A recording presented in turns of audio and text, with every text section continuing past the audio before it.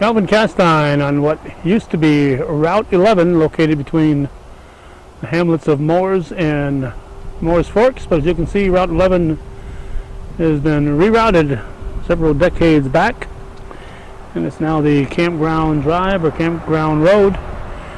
And we are here for a visit. It's been several years since we've been here to the annual Mooers Mooers Camp Meeting Association annual meeting here. It's about a 10-day event.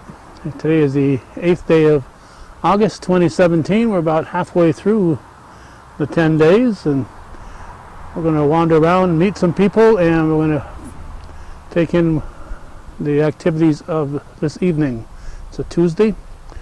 Sunshine, bright and beautiful day. As I walked in, I parked my car and walked back out here. People who were driving in, whether they knew me or not, were waving and giving a friendly hello. So that's kind of atmosphere we're going to find here. And we're going to look around, hopefully talk to a few people before we cover the main event for the evening. About 25 years ago, Bob Ben and I were here, and we did a lengthy program with Mr. and Mrs. Steve Drown, among others.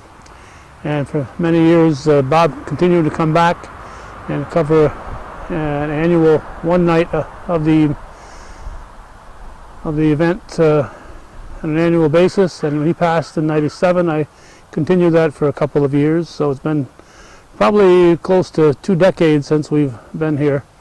And it looks like the place hasn't changed too much, and hopefully we'll have some people we can chat with.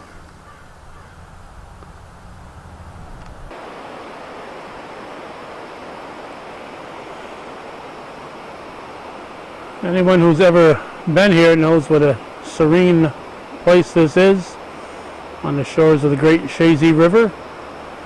I'm sure there are times when that water is raging and it's not quite as serene as it is, but water's flowing at a good clip.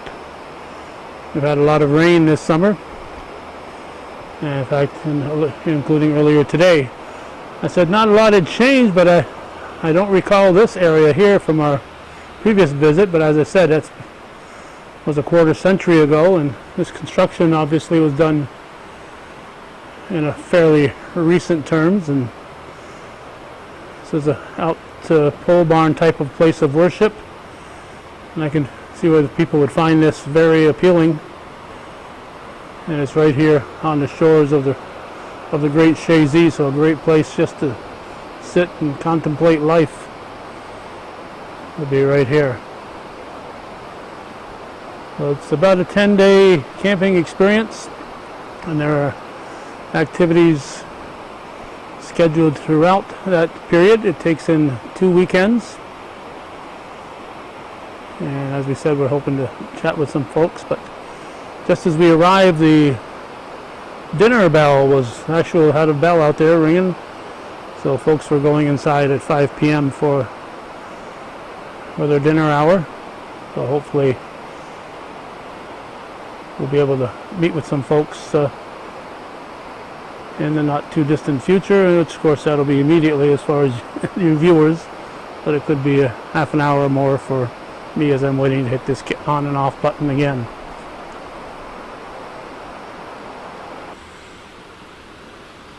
As I said, it hasn't changed a lot in 25 years, but just pointed out that I think this structure wasn't here 25 years ago, but this guy was. Steve Drown, how are you? I'm doing fine, thank you. Yep. You were prematurely gray 25 years ago when Bob Ben and I were here, but... Yes, I think pretty much the same today. The premature is gone. Like sure. My gray hair, it's all legitimate. Yeah, that's for sure. Steve, you're now the president. I think when we talked way back in '92, yes. Your brother Leonard was the president at the time, but you've been president a while? Yeah, yes. It's been, I don't know, since, maybe like 30 years, 35 years, I think I've been the president. Oh, okay. I thought Leonard was the president. He was time. part of it, but okay. I've been for 35 years, I okay. think. I think in 1982. Does that add up right? Something like, somewhere's near right. 82 would be 35 years. Yes, okay. Time marches on. For sure. And one of the things that came to my mind was Bob Ben left us in '97, And in '96, he and I did a flood story, but we didn't come down here. And I said, "Wow, we should have. You must have had some damage, even though it's 21 years ago." There was a bit of damage. The water, actually, where we're standing here, was probably about a foot and a half, 2 foot deep, and so it did a little bit of a damage and move a building or two, and but we put them back on their foundations and still using them.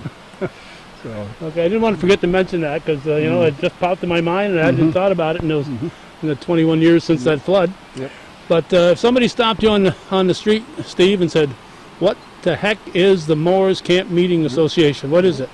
Well, it's interdenominational camp. It's made up of all denominations, and we have practically all denominations that are here. And it's where we come to gather and to learn about God, and the scriptures are taught and preached, and it's where people can come and seek some spiritual encouragement and strengthen for their daily walk. To come to know Christ in a more personal way. Okay, and was it a 10-day meeting? It starts on a Wednesday night. We figure 11 days, and it goes over 2 Sundays. It finishes on this coming Sunday, the 13th. So this year started the 2nd of August, and it goes through the 13th.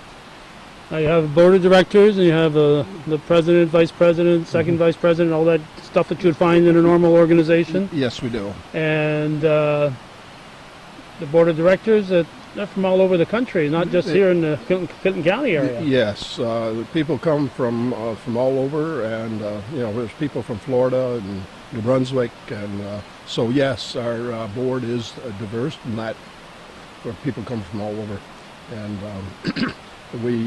but even though we're from different places and different denominations, we still are together in, in who Christ is and what He means, what we'd like people to see who He is, and but that area we come together on. We might disagree a little bit on certain theology things, but the main factor is that we agree on who Christ is and what He can do for your life. Okay, so you might, when you're sitting around the campfire, you might have some discussions. Yep. We agreed to disagree agreeably on some of those issues. And, otherwise, there'd be just one denomination if that were the case, right? Exactly. Instead of yes.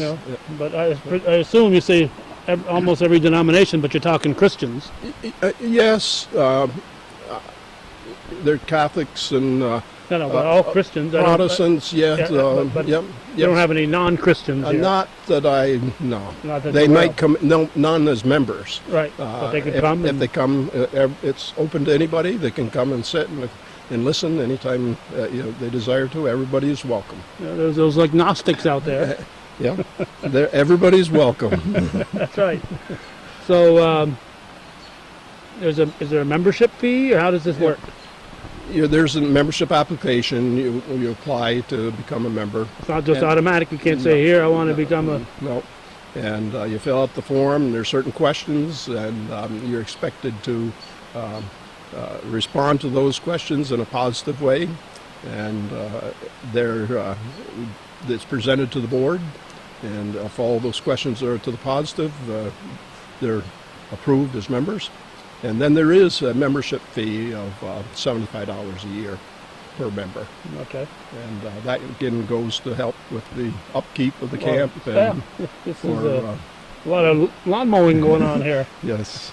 We have an individual that does the bulk of it, and we really appreciate it. He comes and just volunteers his time. Oh, wow. Hope you buy his gas. Sometimes he buys his own gas. Well, he's going to heaven. If good works could get you to heaven, you probably would. Okay, so you have a website, or how do people reach the Mooers? Is it the Mooers Camp Meeting Association? Is that the official title? Yes, it is. Okay. And we have a website, and then we have mailings. We have a brochure that we mail out every year, and this tells a little bit about the camp and the programs that are available for the children, the Vacation Bible School, and then there's the youth program, and then of course for the adults as well. but it describes what basically all the schedules and who the speaker's going to be and all that. Yep. Now, during this 10 or 11 day camp meeting, is it pretty much every night you have a special speaker from at 7 o'clock in the tabernacle? Yes, we have just a guy just left last night.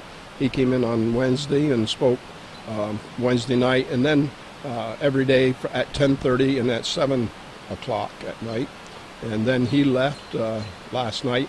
And today is our missionary day, and we have an individual that Meg Dole, who is a missionary to Hungary.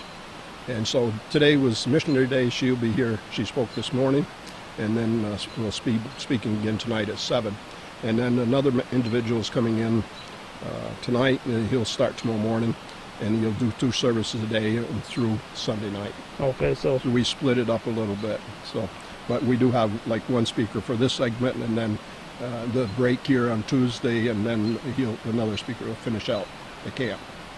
now there's youth activities going on here. You have youth camps, and in fact, before you and I came down here, when Bob and I were here 25 years ago, I saw Dorinda Barcombe there, and I just saw her on one of the porches, and Yeah. she's here she was a youth 25 years ago, but now she's one of us. I just recently saw that video, and yes, there was a number of the young people there, and I noticed our daughter Kim was on the porch. Was she on there? Okay. And she has 2 of her daughters are here as well. Yes, the program starts on Wednesday afternoon at 2 o'clock registration time, and most of the youth come in and they stay right here 24/7 until next Sunday, or this coming Sunday.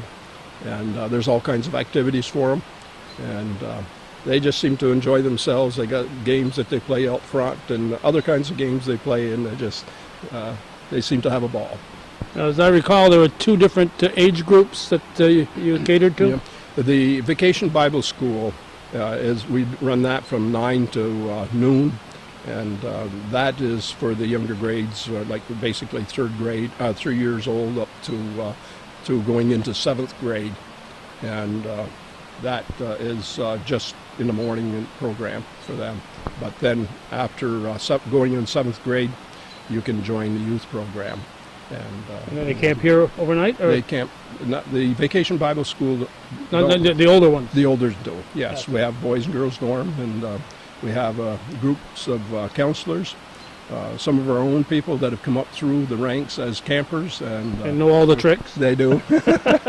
Hopefully keep everything straight. We also have some groups of college groups coming in. There's a Houghton College. I saw a couple of vans there, yeah. From Western New York. They have some counselors that come in from there. And then Word of Life, Screw Lake. There's some from here for a short period of time. Okay. So we tap the colleges sometimes to see if they can't help with the counseling program, and to influence or to give the information to some of these teenagers that this colleges are available to them. Well, and it's good experience for these people from Word of Life or Houghton or wherever. It's a good experience for them. Oh, absolutely. Yes. Yep. They travel around and do different camps, so they have some experiences that they can bring and some ideas that they can bring to here, and to help us give the kids something special by way of activities or whatever, games and things. So you said the membership you have to be accepted, but $75. Family? Do you have family memberships, or how does this work? It's an individual. It's all individually. And, so if you have 6 kids, they all got to pay $75? Well, generally it's adults that are membership. So when the kids come here to camp, are they members? Or what? No. Their parents are? Their parents probably are, but there are kids from all over the place, all different areas, and they're no parent here. Right. It's just they have found out about the camp, and they're excited to come and be a part of the camp. Do their parents have to be members, or they can they can send them without? They can come without parents. We have a number of them without family member here. Okay. Yeah. But it's been kind of a traditional thing with, we mentioned Dorinda earlier, and our daughter, they came up through the camp, and so it's just a kind of a traditional thing where now their kids are coming, and it's been like that. I started out, years ago as a teenager here staying, and so Once you kind of get into Mooers Camp, it just becomes part of you, and you want to continue, and the family does afterwards. And coming here for these 10 days, of course, the members can take part in as little or as much as they want. They don't have to be here for 10 days. They can come, not if they can't make it at all, they don't make it at all. Exactly. They come one night or whatever. Yes, yes. We encourage them, though, if they're staying on the grounds. They're kind of expected to be part of the services. That's why they're here. That's right. And yes, we encourage them to be a part of it. But yeah, there's members that sometimes can't make it for a year or something, and so that's understandable. Circumstances of life. Do you know roughly how large your membership is? Yes, I think it's approximately 125, but that's Okay, approximate that's number. approximate. Yes, Yeah. yeah. So that's how many acres do you have here? It's approximately 23 to 23. 25 acres. Yep. You can use that approximate with me all the time, right? Yeah. Without the facts right here in front of me. And you got a lot of structures. Some are owned by individuals, but they have to be approved, as I recall. That's right. You have to be a member in order to own a structure here. They don't own their property underneath. It's Right. leased to them, and they can own the building. And the association owns a number of buildings as well, and that we rent them out during this camp time. And Mooers Camp only operates during this period of time. If you're a private member, you can come, during the summer months. The water and the electric is on, and So you they can stay in their cottage So if they wish. if they're a member and Right. this is not a camp area, but if you're a camp member and taking That's right.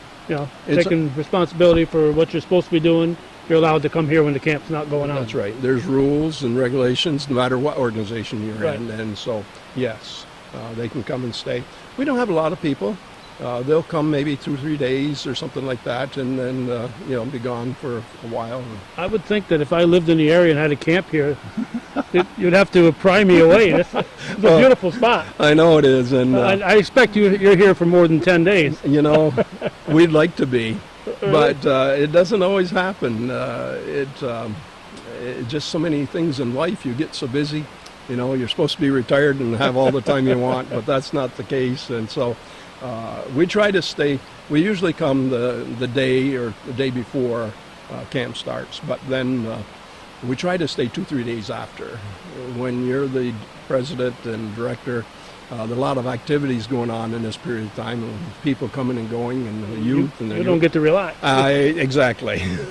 So the 2-3 days later, it's all peaceful and quiet here. It's peaceful and quiet now too, but much more so when everybody's gone. So, yes, we enjoy the days when it's after the camp to get a little rest. Yeah, for sure. Now, this structure here, this is relatively got to be within the last couple of decades. Yes. It looks almost brand new. This end of here was put on, I would guess, 5 years ago.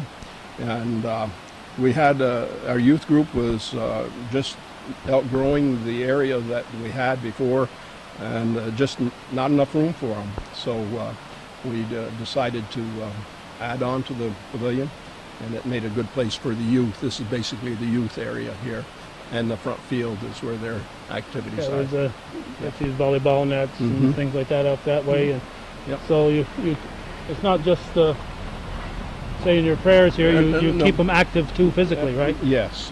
They do have services here for the youth in the morning. They have their own, and then they join us in the evening at 7 o'clock. So, Now, did I see Trevor Finley's name as one of the... he's a youth director, and he has, again, like staff, counselor staff to help make this all happen, make it possible to put the program together and to keep the kids doing what they need to be doing. And I saw his father, Kevin. In fact, he's the one who let you know that I was here. He did. And he is the one of the vice presidents, and he's in charge of the youth program. We have 4 vice presidents, and one is Nancy Pat. She's from New Hampshire, and she's in charge of the Vacation Bible School area, the children. Kevin, again, is the youth. Larry Brooks is in charge of the grounds, the maintenance part, and then there's Scott Matson is in charge of the kitchen area, and that's the fourth vice president. We have a secretary and treasurer, of course, and then auditors and trustees and a board as well. Yeah, so I saw there are quite a list of names there. There is. It's a big board, and sometimes huge boards are harder to manage. Yeah, well, it gets to get together, especially when you're spread all over the country. Yeah. So you kind of have to meet when you're here. You can't. We do. Yeah, we have 2 meetings here, and then we have a spring meeting in May, and they do come for the May meeting. So some have to travel a distance, but the camp's been in operation since 1903, and every year it's been in operation. And Hasn't skipped a year yet. Hasn't skipped a year. No. It's been, to my knowledge, every information I had. The wars and everything else. Oh yes, yep. There was the Thorns Corners down here. That was Rob Thorne used to be on the farm right there in the corner. Okay. And they were looking for property and wanting to start a camp, and the two got together, and the camp was started. Okay. So, that's where the I'm trying to remember that road that Orville Nettle lived on, the Tappan Road, and the other way it's on 22. So it's 3 roads that meet there at the four corners. I think just west of Mooers. Yeah, Garin Road, I think it is. I think so. And Tappan, Route 11. Yep. Yeah. So Decus, I think, was on that farm the last. Okay, but that's the Thorn that corner is named for is very much involved right here. Yep, Rob Thorne. Okay. You have a pamphlet. I do. What do you think we can find out if we browse through that? Well, our schedule, of course, for the adults. And this is available online. I went to online and I found your board of directors and yes, it is, and all the schedule and everything else. Yep. Regular scheduled service is 10:30 in the morning, and then 7 o'clock at night. And of course, Tuesday the 8th today is Missionary Day. And the food is cheap here. Yes, it is. The rates are extremely low. I think for 11 days you can have breakfast, lunch, and dinner for about $150 for 11 days. For 11 days. So we try to keep our prices down. We encourage people. We'd like people to come. We're not here to make money on it. Right. And we need enough to pay for the expenses. And that's what we try to do. No, do they have to eat here? No. Are they allowed to have a little stove or a barbecue pit or in their house, a barbecue grill or something like that? In their own cottages, they're allowed to have the things. Yeah. But I probably half and half. We have with the dining hall where we started out there. We have. When you get all the youth in there and the children that are with the families, and then the families, so we have a pretty full dining hall. So we try to do it in shifts sometimes, so it won't be quite so crowded. Well, I arrived here right around 5 o'clock, and the diner bell was ringing. Was it? Okay. The diner bell was ringing. Yeah.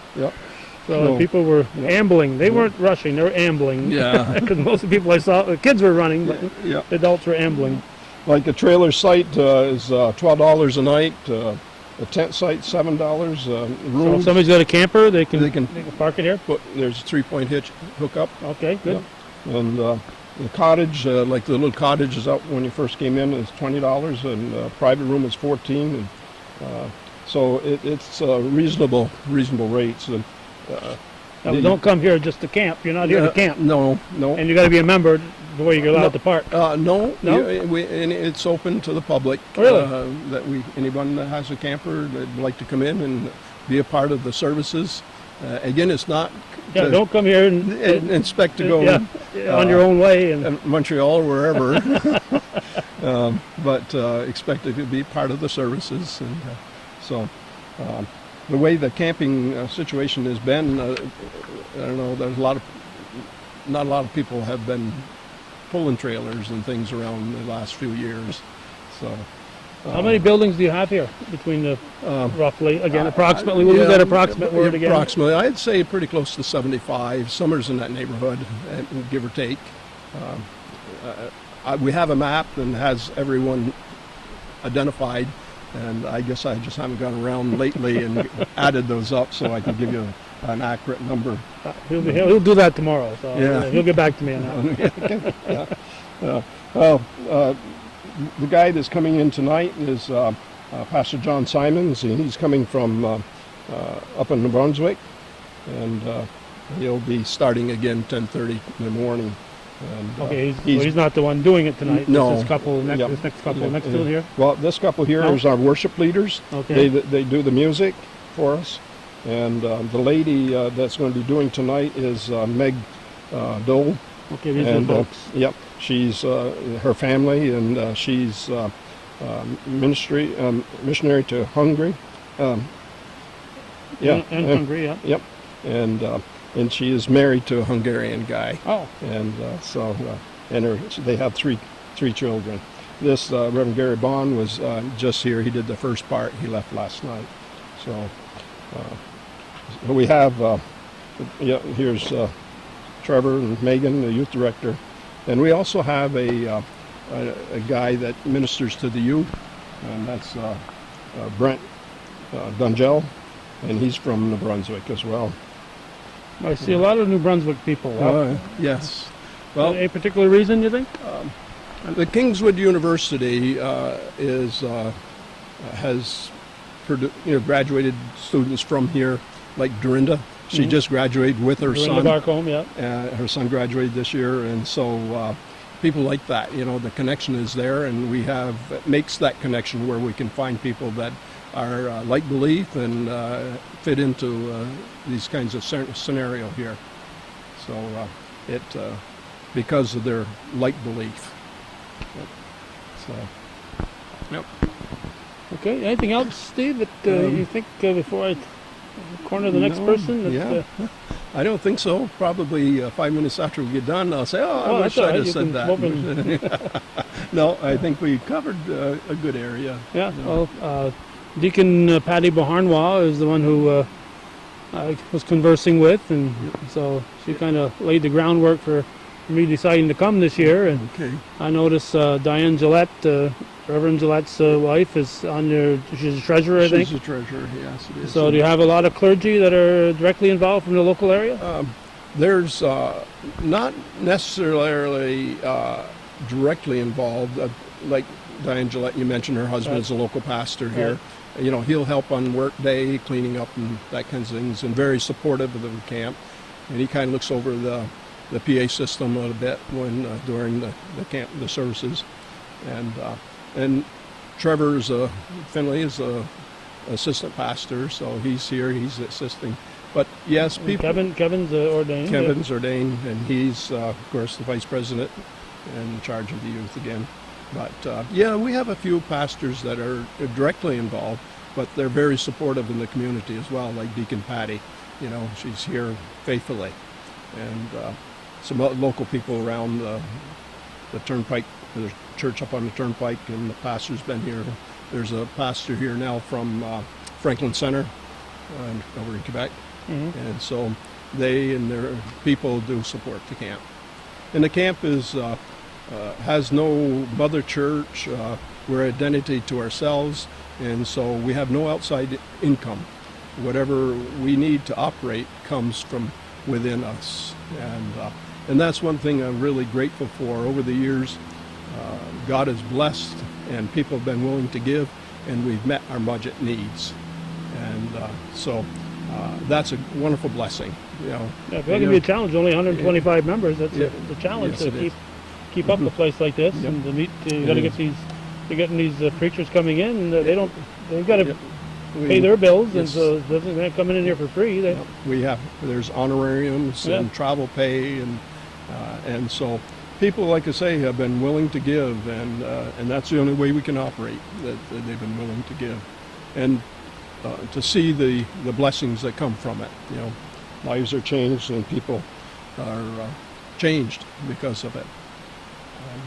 And with the Finleys, I've mentioned Kevin and Trevor, but Kevin's father was a minister also, wasn't he? He was a local pastor here in Ellenburg, and he was very supportive. in a number of different ways as well. Yes. Yeah. He, electrician. He knew electric, and he helped out with a lot of electrical issues that we've had over the years and installing new stuff.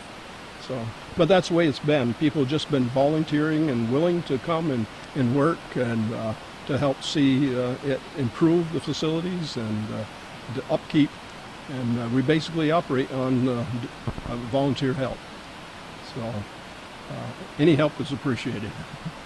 Yeah, in fact, when I first met Kevin, he was a farmer up in on the Bull Run Road there in Ellenburg, and Yes, that's right. and he just lost his farm. And Larry Barcombe, Dorinda's father, mentioned, hey, they're having a barn raising up there, and Yep. so on the way up to a soccer game, I stopped in and did a little 20-minute video There you there. go. Okay. Yeah.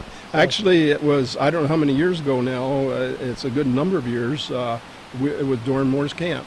We were all here, and we got the information that his barn was on fire. A lightning strike had gotten it. And so one of our visiting speakers went with me. We went up, and he had special prayer with the Finleys while during the difficult time. So yes, that was a disaster for sure. Any barn fire. Oh yeah. You know, Bill Loudon is part of the association here, and he lost his barn to fire. So I don't know. We're talking about fire, but these are people, good people. Then a lot of times bad things happen to good people, but God is still God, and He loves us beyond measure. And you can't say why me. I try to say why not me. You know, Yeah, when I see exactly. something go wrong, I say, yep. Yep, exactly. Yeah. So Yep. So. okay. Anything else, Steve? No, I think we've covered the area. You think we covered it? All right. I can go home now. Well, maybe a little bit later. Okay. Thanks, Steve. Yep, you're welcome. We can talk a whole hour. Okay. There's 59 minutes on the battery, and they think they can talk for an hour. No, the next event is going to start in 50 minutes, so you can't talk for a whole hour. I know you're just kidding. All right, we are on the porch of this fellow right here, and Art is it Siemens. Art Siemens, a doctor, I heard? Is that what it is? Dr. Art Siemens? Yes. Uh-huh. Okay, and Mary Jane Long. Yes. correct? All right. We have some Longs that are from this area, but you're not one of them. No, but my family background is the Miller family from this area. Oh. So we got lots of Millers. Lots of generations, and I think we're all related. You know, I not recently, maybe 10 years ago, looked through a phone book just for the heck of it to see how many Smiths and Jones. And I think in our local Clinton County area phone book, there's more Millers than any other name. That's no surprise. And of course, a lot of the Millers have married other people, so Oh, we've yeah. got lots of other.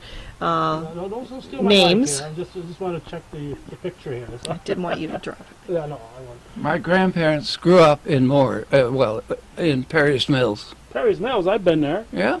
Yeah, so who are your grandparents? Frederick Siemens, and Frederick and Carlotta Siemens. Okay, what year would that have roughly been? Whoa.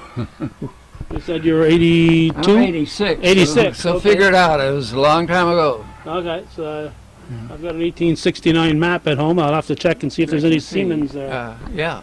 The first cast iron She was a Barnes, and she lived up here. The Barnes did, and then my grandfather. I don't know. He moved down from Canada, so that's all I know. Well, if you live around here and your generations go back 2 or 3 generations, chances are they moved from Canada. Yeah. Oh, really? Yeah. Yeah. Yeah. All right. So, any what local Millers are you related to? Well, let's see. Diane Brooks is a cousin. She's married to Wendell Brooks. And lots of other Miller cousins who live in Vermont and around here. But, you know, we love Mooers Camp, and we just always come home to camp every summer. Okay, I'm doing this standing on the side here, so I'm hoping the camera is pointing right where I want it to be. And what's up is down for me. Here we go. This is a booklet that was put out when? It came out last August. Last August, so it's Yeah. a year old. It's a year old. All right, and it's roughly how many pages? Gosh, how many pages? Well, she's gonna have to look. She's taking my copy instead of her own copy. You know? You notice that? We ought to have lots of 56. copies. 56 pages, okay. And how Yeah. can the person who's not there here at the camp get a hold of one of these? They can contact me just through the camp website. Okay. I would certainly get that message, and I'd be happy to send a copy. They are $10, but we are turning that money back in to support the camp. Well, you've got to pay for the printing, so you can't turn all $10 in. You We got- do. No, we're turning the Oh, entire It's all $10. gifts. Yeah. It's all a gift Oh, to the okay. camp. So whose idea was it to put out this book? One of you had to say it first. Well, this was Dr. Seaman's idea to do the book. No, I think it's both of our ideas. The former history of the camp was old and a little bit brief, and we felt it should be updated. And so we decided to start interviewing for 2 years, 2 camp sessions. We interviewed everybody we could find, and I would talk mostly, and she would type it in the computer, and so the whole camp had something to do with the book. So it takes a camp to write a book. Okay. I have no comment on that. I was going to mention this when I was talking with Steve Drown, but I assume both of you have been coming for a while, so when you come to this annual get-together, it must be like a class reunion of sorts, because you're seeing people you probably haven't seen in a year, but you've seen them in good circumstances over the years, and it just I must be even a have fun some experience. college friends that come here, old college friends. Some come here, some. So Mary Jane knows more people than I do, but I have gotten acquainted with a lot of them. How many years have you been coming here? Me? Yes. Probably 83, off and on. Right from, right as soon as you got out of diapers, you started coming here. That's about it. My aunt and uncle and grandparents lived in Plattsburgh. They would bring me up. Were they Siemens? Yes, and my aunt and uncle were Harvey and Helen Knight, K-N-I-G-H-T. And my grandparents were, of course, Frederick and Carlotta Siemens. Yeah. They had 2 stone houses on Lynn Street they built. So where do you live right now? San Diego, California. That's a long drive. Fly by plane. And Mary Jane? The nice thing about returning to camp every year is that you see a cousin and you see a friend, and it's like it was just yesterday you were together. That whole intervening year disappears, and you just pick up where you left off. And of course, now with the magic of email, we do communicate now and then during the year. But the physical closeness just pops right back into place the minute we're back here at camp. Yeah, it's like if you go to an annual event in your hometown and you see people you haven't seen in a year, it's like you just talked to them a day or two ago, it just... Yeah. So how many years have you been coming? Well, Not 83. I remember my uncle, Herb Miller, and his wife had a cottage way down at the end of the campground up on a hill. And I do remember my mother dragging me up these kind of rickety steps. I think some of the steps were stone and maybe uneven, but I do remember as a really small child being dragged up those steps with my mom to see her Uncle Herb. So he was my great uncle. My mother's mother was Herb's sister. Okay. So All right, so a person picked up one of these books. What are they in for? What kind of a treat? Well, you look at the title, and the title is a view of Mooers Camp. It's our view. It isn't necessarily totally the official view. And it's a view of Mooers Camp in the context of the holiness and camp meeting movements. And so it's kind of also a history book of a very important piece of Americana. That is, both of those movements, the holiness movement and the camp meeting movements, are very important to American history. And the camp meeting movement, for example, has never been thoroughly examined by scholars. At one time, there were 6,000 camp meetings in the United States, and now there are 1,000. At the beginning of the 19th century, 1800, 10% of Americans were church members. By 1900, 50% were. And I believe largely due to the camp meeting.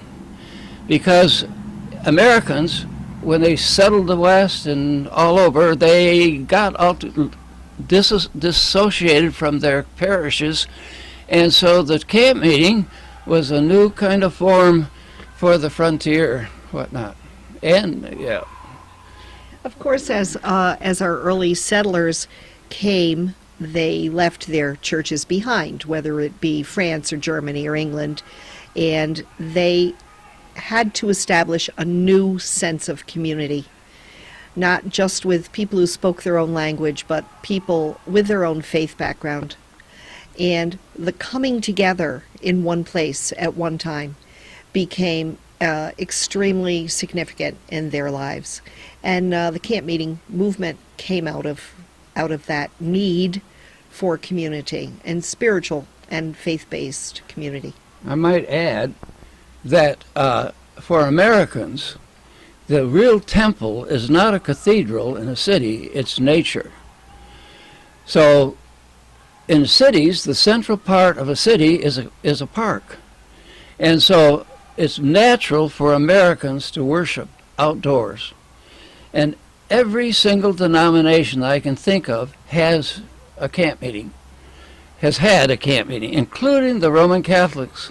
Look at St. Anne's retreat on Lake Champlain. It's a beautiful place. They have outdoor worship, they have a dining hall, they have rooms for people. It's just like a camp meeting as far as I'm concerned.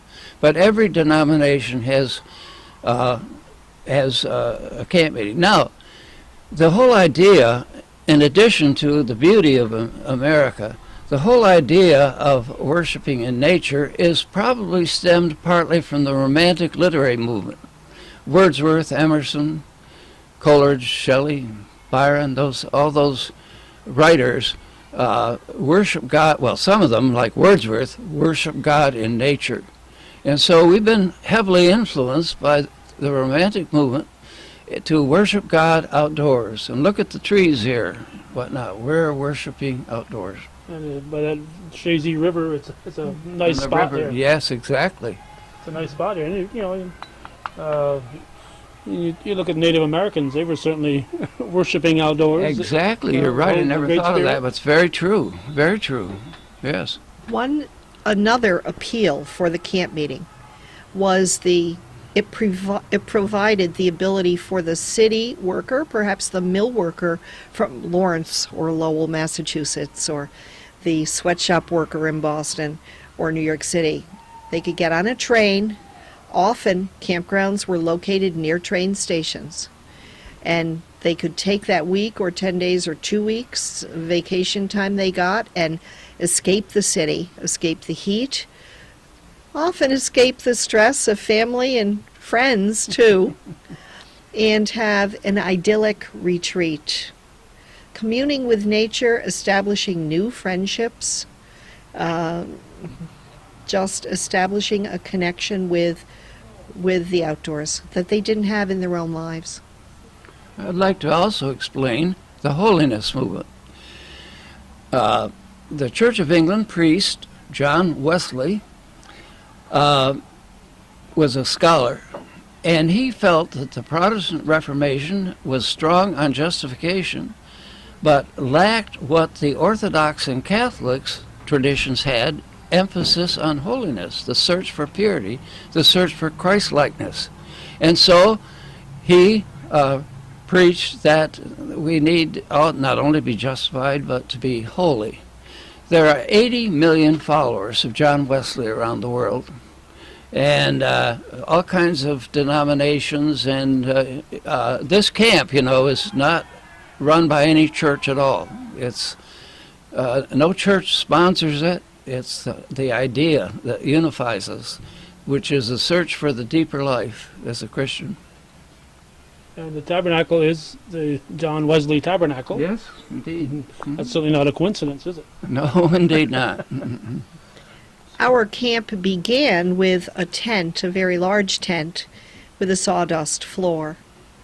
And the need for a tabernacle evolved over the years, and this tabernacle was erected. Camp started in 1904, is that correct, Art? 1903. 1903. This tabernacle was erected in 1917. Is that right? 18. 18. Boy, It's close. It's a good thing. If you were playing horseshoes, you'd be good. Sir, you can sit. You won't be in the camera.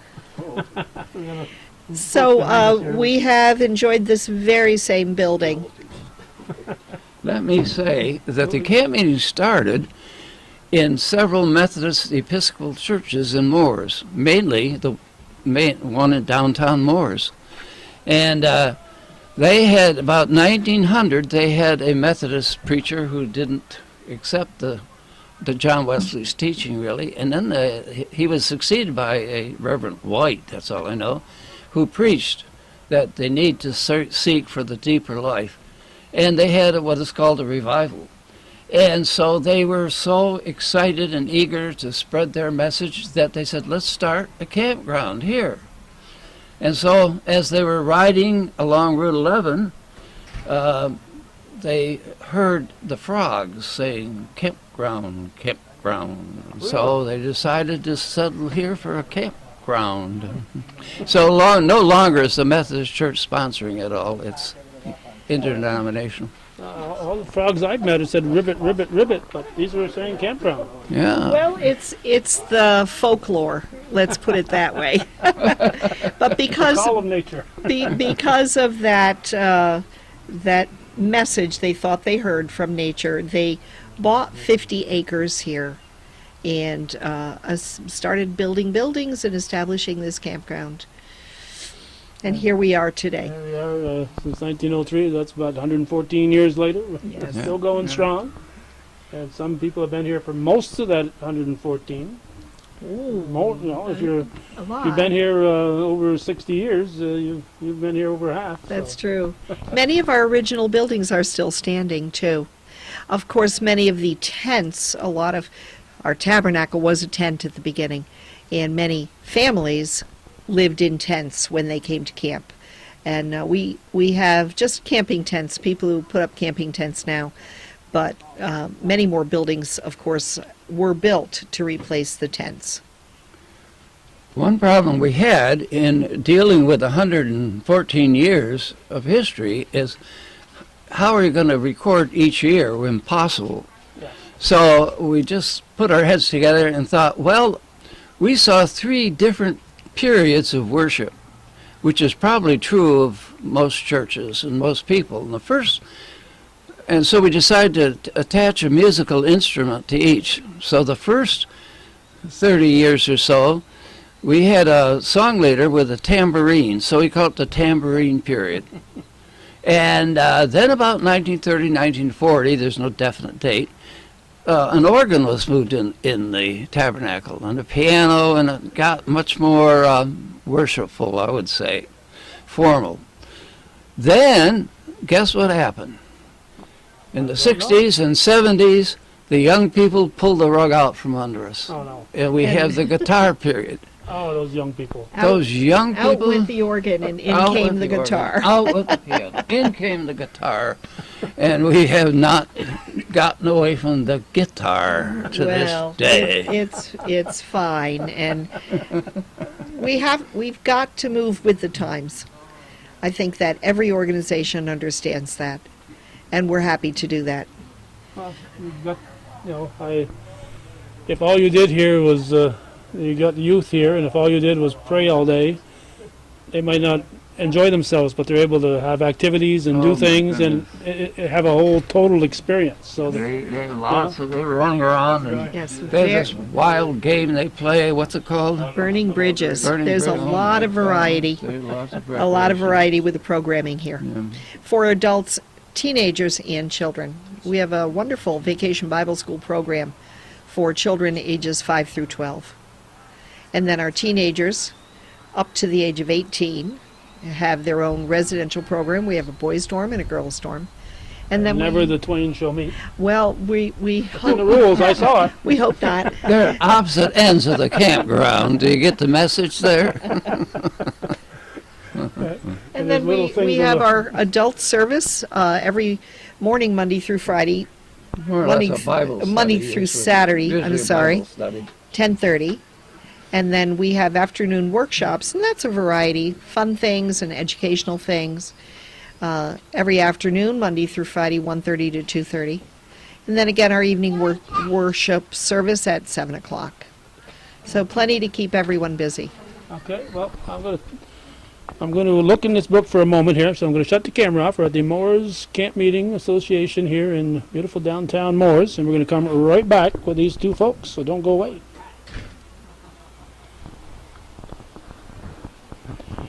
All right, we are back with Dr. Art Siemens and Mary Jane Long, and I asked Art where he was from, but I believe you're from New Hampshire? I am, Rochester, New Hampshire, and we are both retired educators. I taught high school for 35 years, and Art, I taught prep schools and 3 universities. Okay, Well, and now you're retired? I'm a literature emeritus professor of literature. Yeah. Okay. And you had something you wanted to talk about here. Yes. The camp meeting movement. Well, there were some camp meetings maybe in the South at the beginning of 1800, but not too many. And then a Presbyterian minister in the wilds of Kentucky, Bourbon County, had a log church, no windows. This is 1801.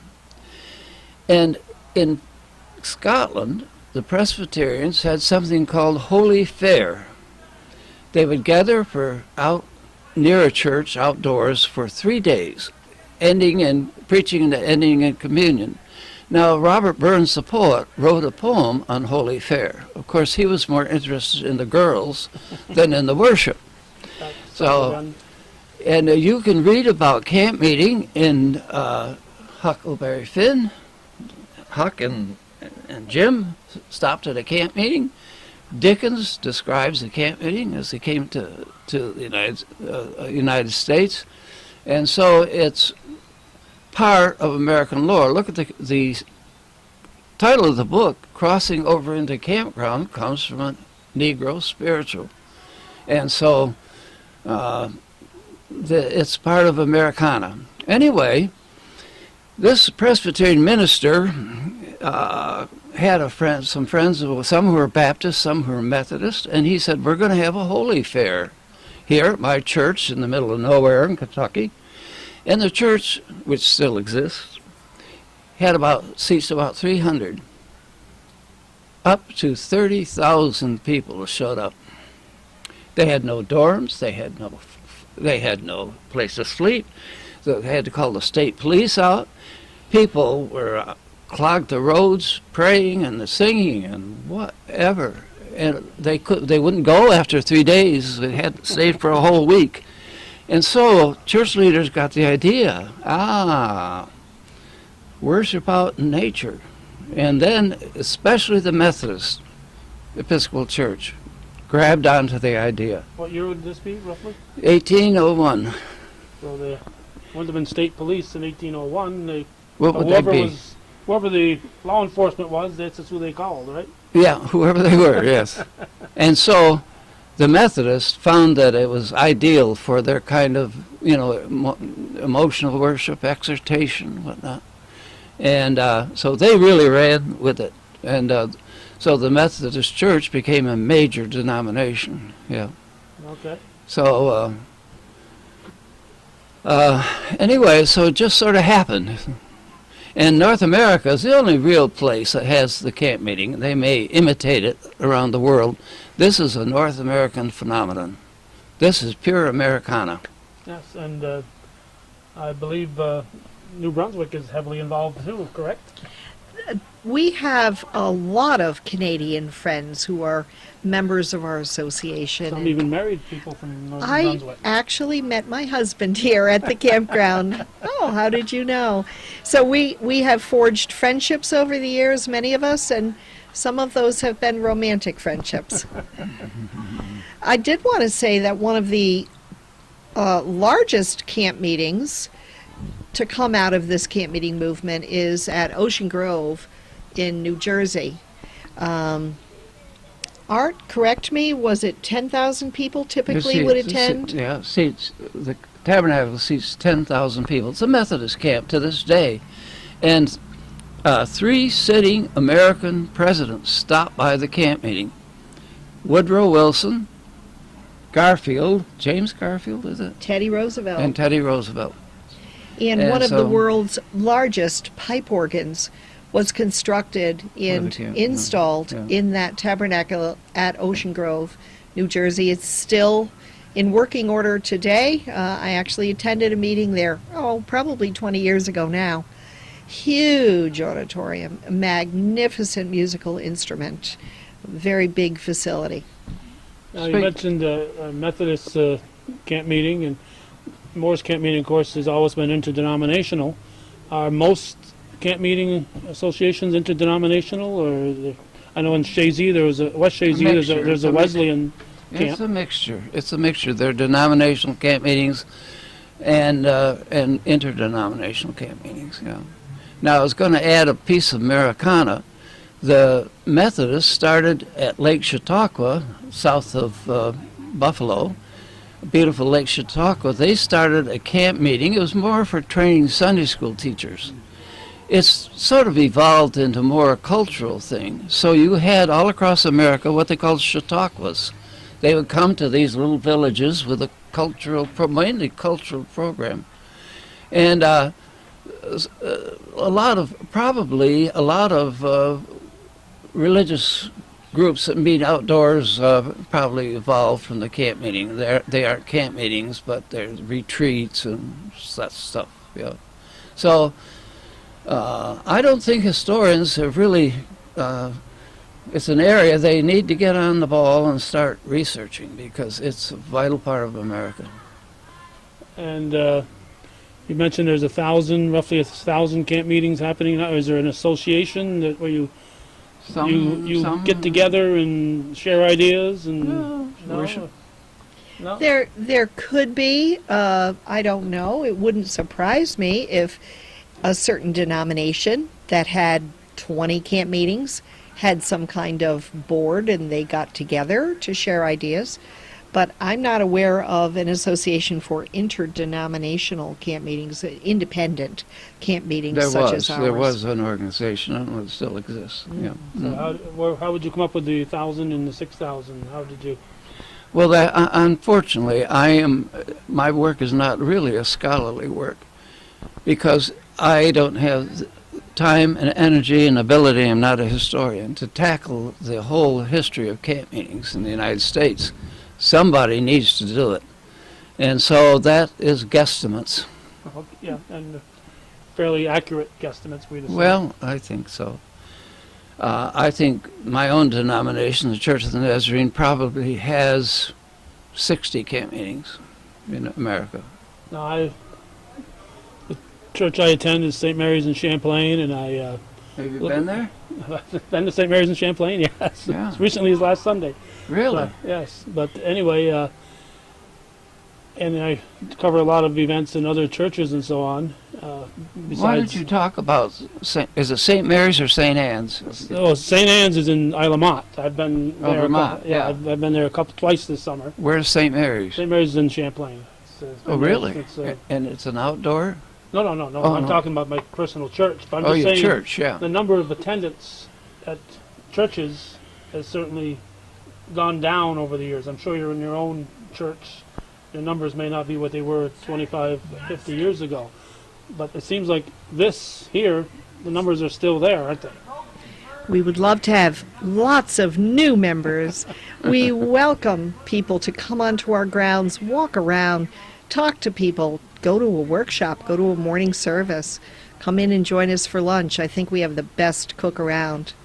Our chef is professionally trained and works now full-time as a chef. He's wonderful. We have all homemade bread.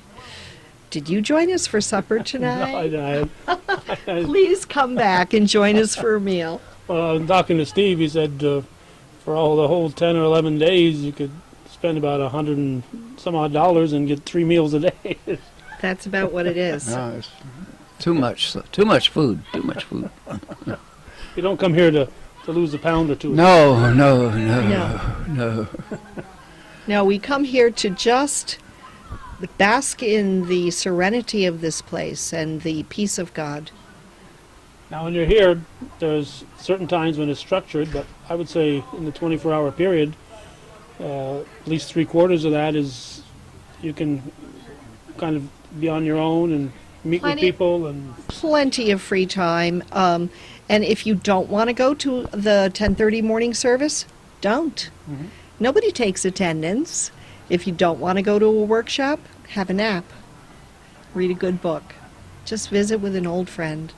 That's it's such an enjoyable place to be. And I've had some rain, but a night like this here, it's such a beautiful night that you wish you could be here 365 days a year. The only downer is the mosquitoes. There's a lot of them. Yeah. They've been feasting on you too, I noticed. Yeah. I don't know if they're... I was working cutting some brush today with my grandson, and he says, "I don't think we need mosquitoes in the world." He said, "I don't know why we have bugs." Well, in San Diego, I don't even put a screen on my windows. No mosquitoes. Yeah. Huh? Very few. Yeah. Well, we are right next to the river. Mhm. Perhaps that And a lot is some of cause. fir trees here, so that. But there are plenty of places to get in undercover. We have a wonderful snack bar. Wonderful people run it.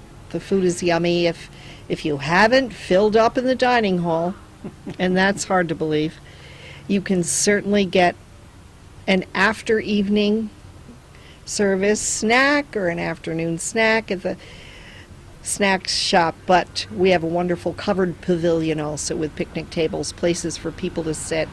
And so if it's raining, that doesn't bother us too much. We all have umbrellas, and we can all find a place where we can get inside. Now, there's I forget how many buildings that Steve said there are here, but there's certainly a good number of them. Some are available for rent.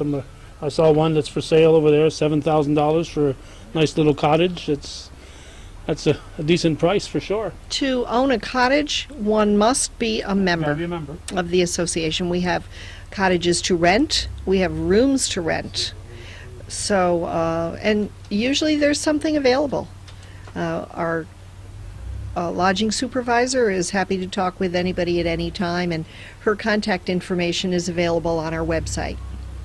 Okay. Well, we're getting closer to tonight's speakers. Anything else that we should definitely mention while we're looking at this crossing over into the campground, a view of Mooers Camp in the context of the Holiness and Camp Meeting movements? And they're $10, you said? So you can find those on their website. And these are the authors. And anything else that we should be sure to cover while we're standing here? Well, there are a lot of pictures in the book if you don't want to read the text. I you like look the at picture. I like a book with pictures myself. Yeah. We want to make sure everyone understands that they are absolutely welcome, and we value every person who comes through our gates. By the way, we have people here of all kinds of denominations. Catholic, Episcopalian, Charismatic, Holiness, Methodist, Baptist, Presbyterian, you name it, they're here. So, And from all over. And Wesleyan. from all over. Yeah. Oh, a few Wesleyans, yes. A few Nazarenes, yes. Okay, well, thank you very much for taking time to Thank chat you, with me. Calvin. I know you weren't expecting this, but we appreciate you taking time, and I'm going to go home and read a good book when I when I leave here. Thank you. Good. And I'm going to corner Lee Gordon, because he was here yesterday with some old postcards, and I want to sit down with him and get a view of those old postcards. He's got lots of postcards that go back lots of years on this grounds right here. Yes. And I think the type of thing that would be interesting, not just to people who come here, but just to people in general. All right, thanks very much. Thanks, Okay, Calvin. thank